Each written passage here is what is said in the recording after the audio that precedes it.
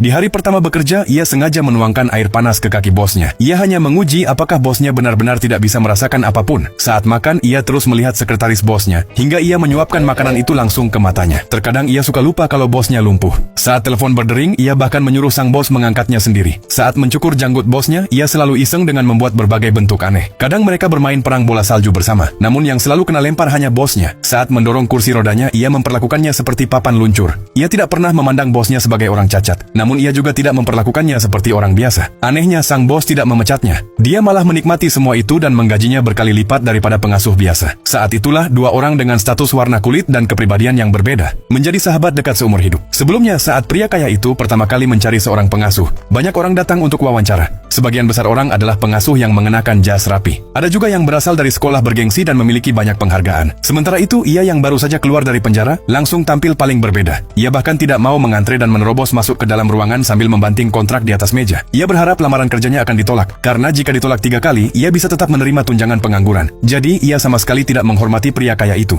Ia mengejek selera berpakaiannya dan berkata bahwa pria kaya itu tidak punya selera humor. Saat ia ditanya apakah punya tujuan lain dalam hidup, tatapannya sudah menjawab semuanya. Kejujurannya justru membuat pria kaya itu merasa nyaman. Dia tidak langsung menandatangani kontrak, namun memintanya datang lagi besok untuk wawancara kedua. Setelah pergi, pria itu berjalan menyusuri jalan. Karena ia masuk penjara akibat perampokan, ia sudah 6 bulan tidak pulang ke rumah. Sebagai pria kulit hitam yang miskin, bahkan bertahan hidup saja sudah sangat sulit. Melihat saudara-saudaranya di rumah, ia mandi pun tak bisa dilakukan dengan tenang. Ibunya menanggung semua beban sendirian. Pria itu menghilang selama 6 bulan, dan tiba-tiba muncul hanya membawa sebuah telur langka yang ia curi saat wawancara tadi. Sang ibu ingin tahu kemana pria itu selama ini pergi. Namun ia tidak memberitahunya bahwa ia telah dipenjara karena merampok. Sang ibu benar-benar putus asa terhadapnya, karena tidak punya tempat tinggal yang nyaman lagi. Ia pun menjadi tunawisma. Meski kota ini dipenuhi gedung-gedung tinggi, tak ada tempat baginya untuk berdiri. Keesokan paginya, ia datang ke rumah pria kaya itu. Ia berniat mengambil surat penolakannya lalu pergi. Namun kepala pelayan malah mengajaknya mengelilingi villa dan memberinya sebuah kamar yang sangat mewah. Awalnya ia sama sekali tidak berniat bekerja. Namun saat melihat bak mandi yang begitu mewah, tawaran itu menjadi mustahil untuk ia tolak. Saat itu pria kaya tersebut sedang dipijat. Pria itu mengambil surat penolakan yang sudah ditandatangani dan bersiap pergi. Namun pria kaya itu menghentikannya. Quoi?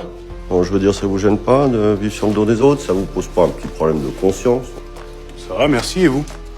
Dia sangat menyukai selera humornya, sehingga memutuskan untuk memberinya masa percobaan selama 1 bulan.